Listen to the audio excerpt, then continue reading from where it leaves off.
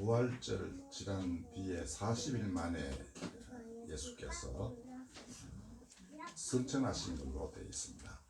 오늘 얘기는, 오늘 본문은 바로 그 부분을 설명하는 기록입니다. 우리 부활절이 지난 4월 12일이었고, 그런 40일이면 지난 목요일이 승천하신 날로 되어서 교회에서는 전통적으로 그 부활 대축일, 그래서 그날을 아주 중요한 축제로 지킵니다. 그 다음에 이제 교회는 평일에 좀 모이기 어렵잖아요. 그래서 부활 제7주일, 즉 이번 주일을 성천주일로 오랫동안 지켜 내려왔습니다. 제가 CNN이 잘 들리지가 않지만 자막을 보면서는 미국 코로나 웨이브 있는 거 보고 있는데, 보면 그 홀리 위크엔드라고 이렇게 나와요. 이번 주는 저게 뭔지 찾아봐도 뭐 안 나와요. 근데 부활 대축일 이게 있다는 걸 생각하니까 주말이면 주말이지 뭐 홀리라고 붙일 필요가 없잖아요. 그러니까 그 사람들이 부활 대축일을 굉장히 그 명절로 지키고 놀고 그런 휴일로 돼 있는 나라가 되게 많답니다. 그러니까 목요일부터 금토 이렇게 해서 아마 그 황금 연휴가 있는 건가 봐요, 그쪽도. 그런데 우리나라는 별로 지키지 않죠. 그 다음에 교동문 찾아보면 이 부활 성천주일에 대한 교동문이 없어요. 그런데 굉장히 중요합니다. 왜냐하면은 이게 그 십자가에 돌아가시고 부활하시고 그 다음에 다시 오신다는 그 약속의 딱 중간에 이 성천 사건이 있는 거예요. 그리고 성천하셔서 그럼 뭐 하시느냐, 이런 오랜 의문이 있지 않겠습니까? 그거를 교회가 해답을 찾아냈어요. 그 초기 교회 진작에부터 그에 대한 믿음이 굉장히 독특한 표현으로 남아 있습니다. 지금 생각해 보면 이렇게 비현실적이냐 싶지만은 당시 사람들에게는 전혀 그렇지 않았습니다. 오늘 그 얘기를 하고자 합니다. 요한복음 12장 32절에 보면 예수님께서 십자가 사건을 앞에 두고 굉장히 괴로워하시지만은 결국 이런 말씀으로 마무리를 하십니다. 내가 땅에서 들리면 모든 사람을 내게로 이끌겠노라. 그러니까 그분 실제 살아서 활동하실 때는 유대 땅을 별로 많이 벗어나지 않으셨습니다. 그러니까 이방 세계 그래봤자 이제 뭐 옆에 좀 붙어 있는 땅, 그다음에 사마리아는 원래가 이스라엘 땅이니까 뭐 족속과 그다음에 이 신앙이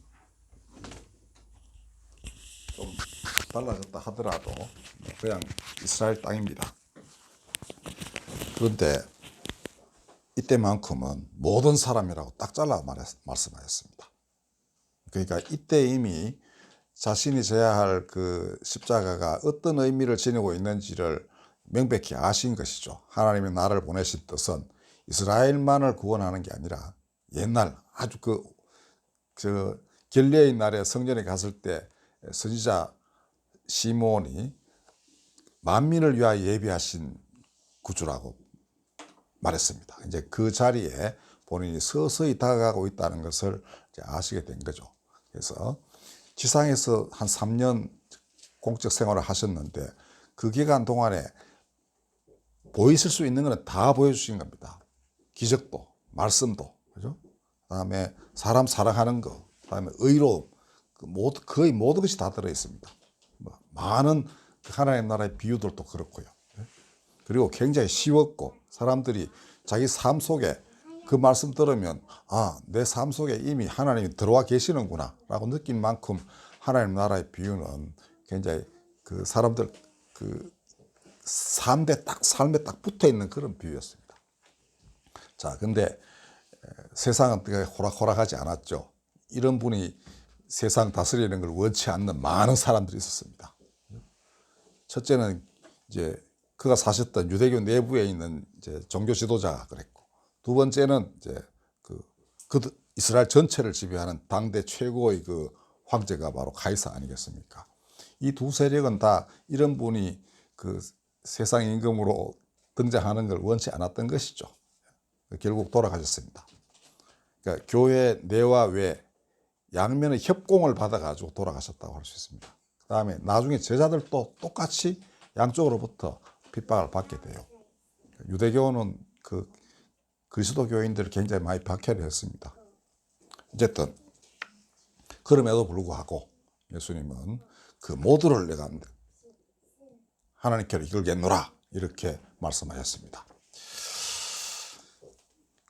그런 후에 이제 우리가 잘 아는 바와 같이 십자가와 부활 사건은 성경에 소상히 기록되어 있습니다.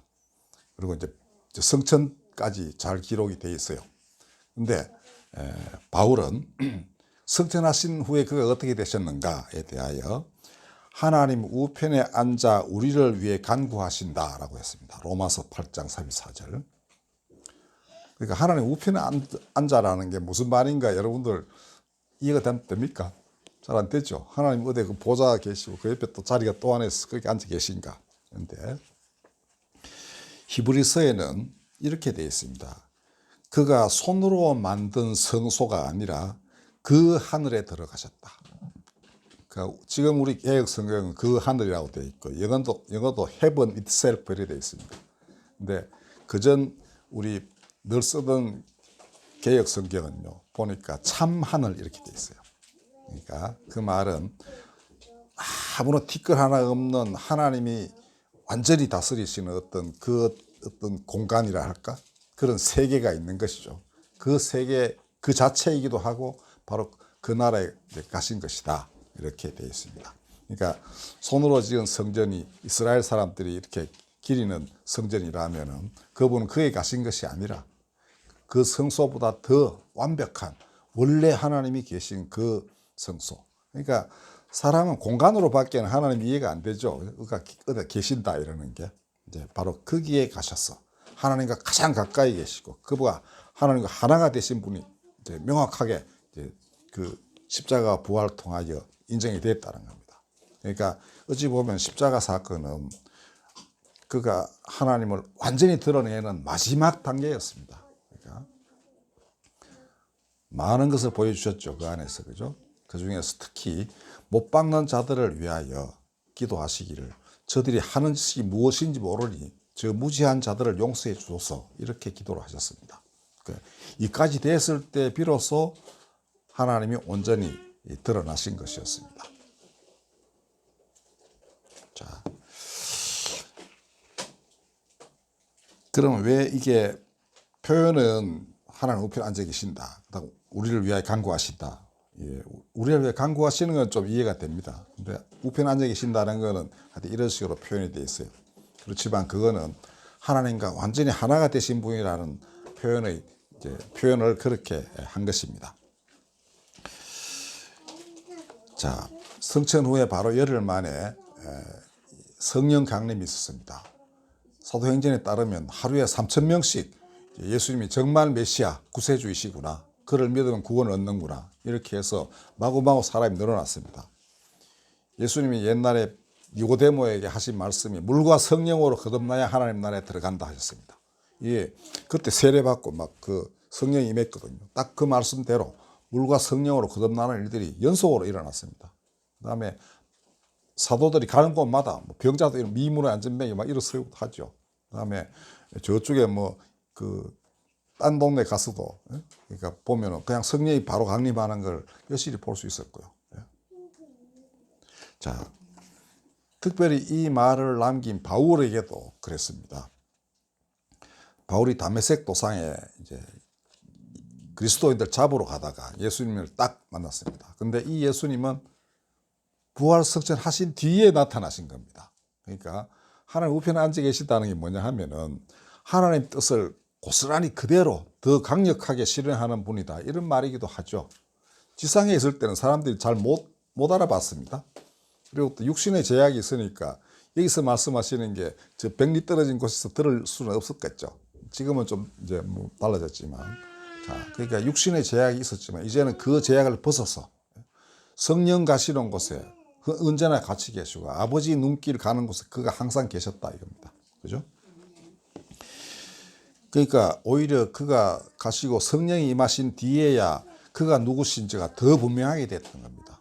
그 다음에 그가 함께 하신다는 게 어떤 것인지 그전에는 같이 밥 먹고 뭐 같이 말씀 따를 때 그냥 자기들 뭐 말씀 듣고 할 때보다 훨씬 더 마음속 깊이 들어와 가지고 자리 잡고 계신 것을 알게 됐습니다.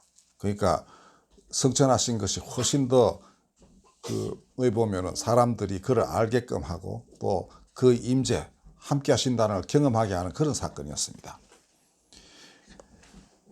바울도 이렇게 해서 예수님 만났어요. 그 다음에 바울은 아주 특이합니다. 예수님이 그렇게 오셨으면 일일이 자기가 누구신지 다 가르쳐 주실 만한데 그렇지 않고요. 아나니아라는 사람한테 딱 가셔가지고 네가 저쪽에 가면은 이런 놈이 있는데 네가 잘 가르쳐라 이렇게 하십니다.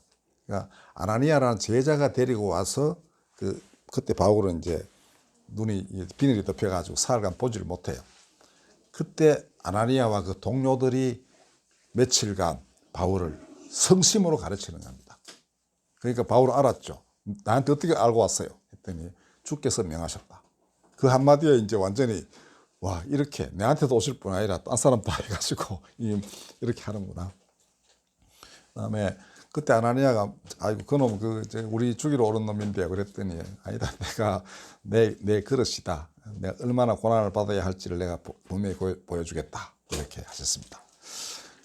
자, 위대한 사도를 가르친 사람이 누구냐? 평신도들입니다. 아나니아는 그렇게 나오지도 않아요.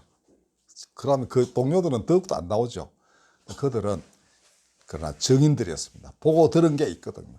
직접 보고 들었고 그다음에 성천하신 것도 봤고 성령이 강림하시는 것도 봤습니다. 그러니까 죽음을 불사하고 그리스도에 대한 믿음을 지켰죠. 이들이 바로 정인인 겁니다. 너희가 사마리아와 땅끝까지 내 정인이 되어야 하리라 할 때 그 정인들이 바로 이런 사람들. 다시는 어디 돌아갈 수가 없고 딴 데 눈길 돌 수도 없는 그런 사람들 변했죠. 바로 이들이 사도를 길렀던 겁니다. 여러분들 교회라는 게 이렇습니다. 그러니까 뭐 예수님이 전방위로 계시는 거죠. 그 다음에 그가 사도로서 일할 때 겪었던 많은 것들, 고난도 많았지만 기쁨도 많았죠. 감옥에서 신라와 함께 찬송하니까 감옥 문이 막 풀어지고 그런 뜻이었습니다. 그리고 뭐 그래서 탈출한 게 아니라 오히려 그 길로 인해서 간수를 일가족을 완전히 이제 구원에 이르게 하는 그런 사건이었죠. 딴 사람도 가면 찬송을 가만히 듣더라 이렇게 기록이 되어 있습니다. 분명히 들은 사람들 다 나중에 그런 놀라운 일이 벌어졌으면 거의 대부분의 기독교인이 됐다고 볼 수 있습니다. 그죠? 자, 뭐 39번매를 5번 맞고 난파대에서도 구해지고 뭐 독사한테 물려도 괜찮고 그러니까 이 모든 기적 그다음에 그 고통과 기쁨이 늘 교차되어 가지고 찾아왔습니다. 그 가운데 그가 예수께서 얼마나 자신을 통하여 이루시려는 바가 무엇이며 그와 이렇게 강렬하게 자기와 함께 계시는 걸 어찌 몰랐겠습니까? 당연하죠. 그래서 그 표현이 하나님 우편에 앉아 계시면서 우리를 위하여 간구하신다라고 한 겁니다.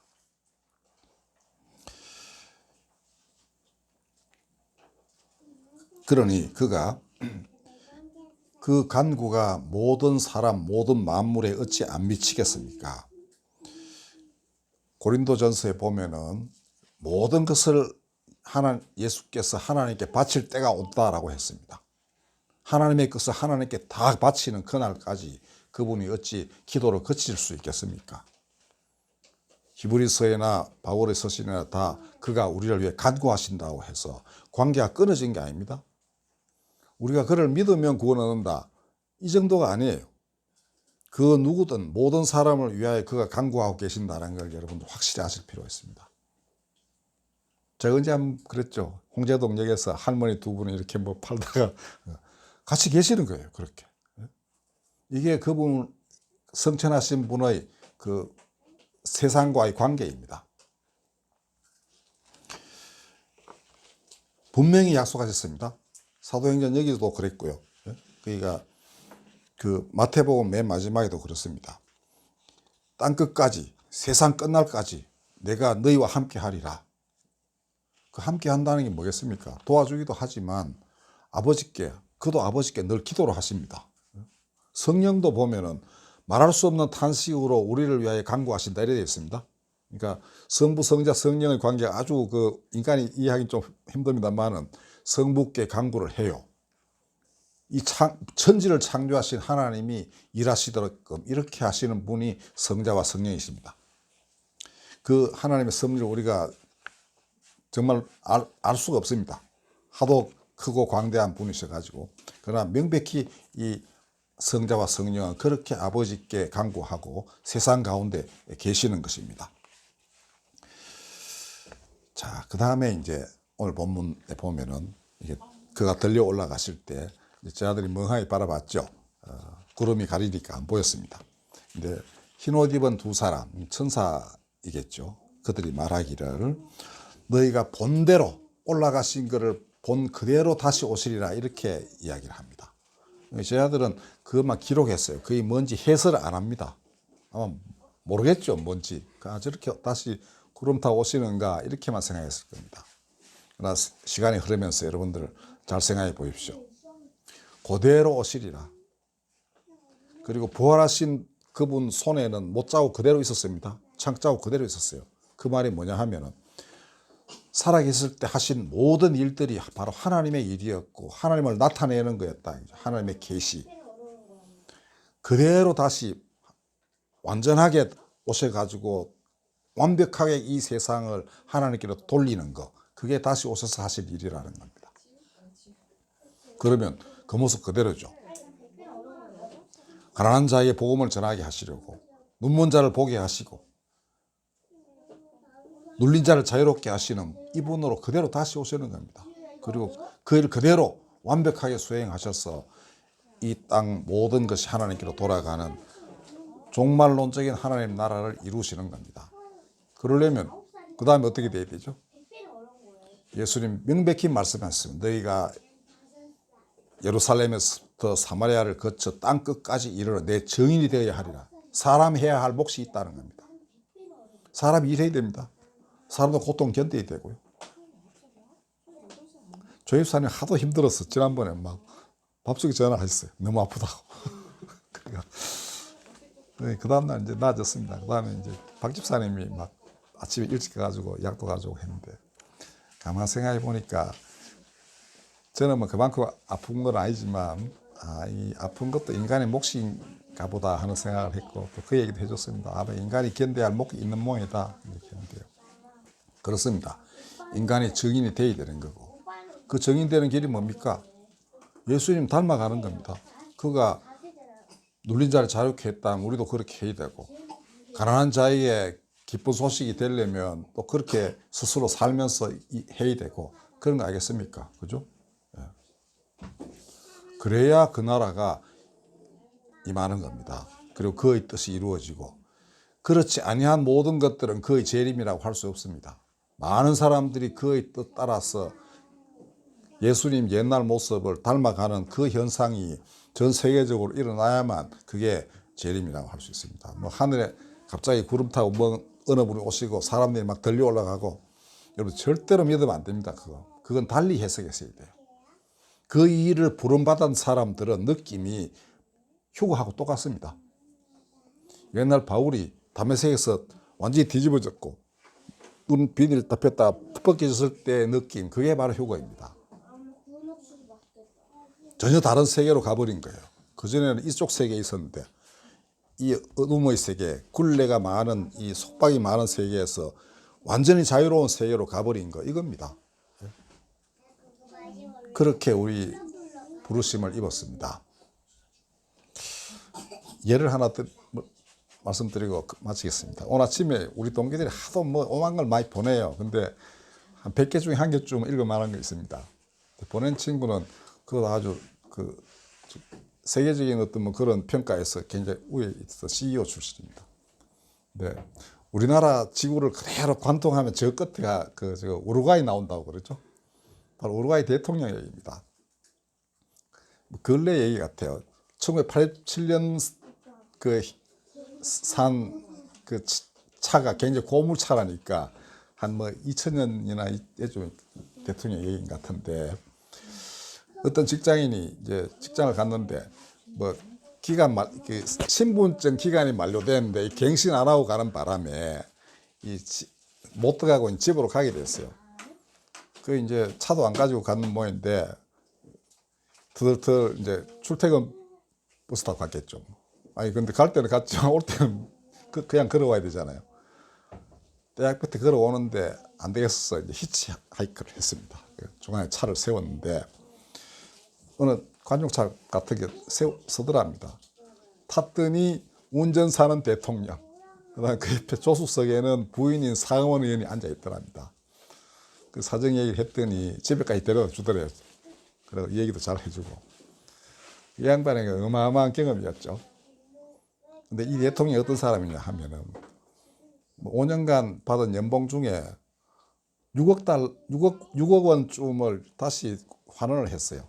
그 중에 4억 5천억 정도는 서민주택용으로 이제 기부를 하고요. 그다음에 뭐 대통령궁이라는 데 살지도 않고 자기가 농장에 살고 트럭터 하나 있고 낡은 차 하나 있고 재산이라고 3억 몇천만 원 정도밖에 안 되는 그런 이제 사람인데요. 그 고물차를 두고서 이제 그 아랍의 대부호가 이 대통령의 전 재산의 4배 되는 100만 달러 줄 테니까 팔으라고 그랬답니다. 아마 대통령이 마음에 들어가 도와주려고 이제 했겠죠.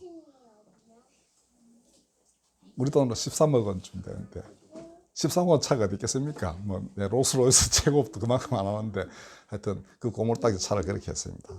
근데 대통령이 노했어요.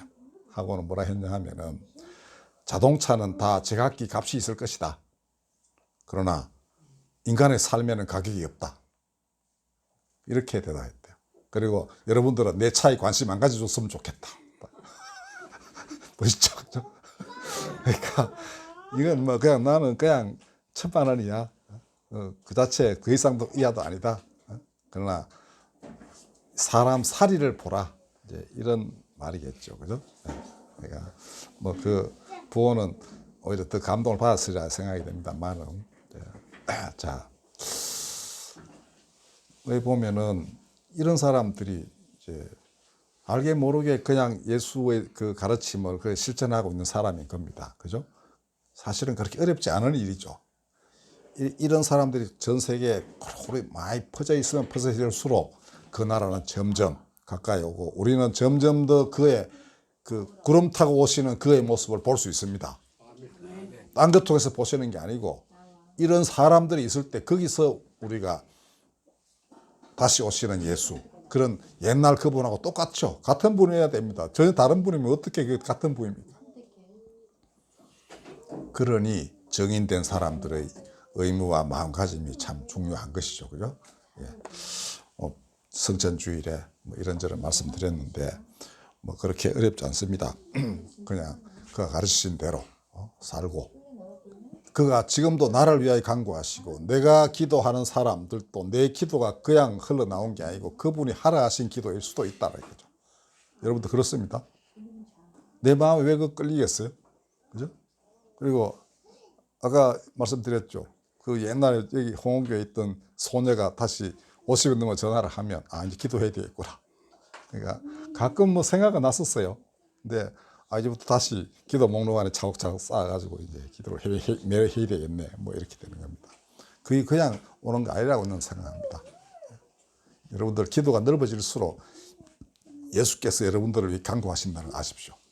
그리고 그게 그와 하나가 되고 그러던 사이에 우리도 알지 못하게 그가 임하셔서 그 나라를 이루어 가시는 겁니다. 기도하겠습니다. 거룩하신 하나님, 그런 아들을 보내셔서 이 땅에 어둠 몰아내시고 억울하고 가난한 사람들에게 기쁨을 주셨으니 반드시 이루어져야 하나이다. 다시 오셔서 그 모습 그대로 오셔서 온 땅 모든 사람의 마음을 아버지께로 돌이키고 진실로 주님 안에서 온 사람들이 서로 평화를 이루게 하여 주옵소서. 예수님의 이름으로 감사하며 기도드렸습니다. 찬송가 80장 부르겠습니다.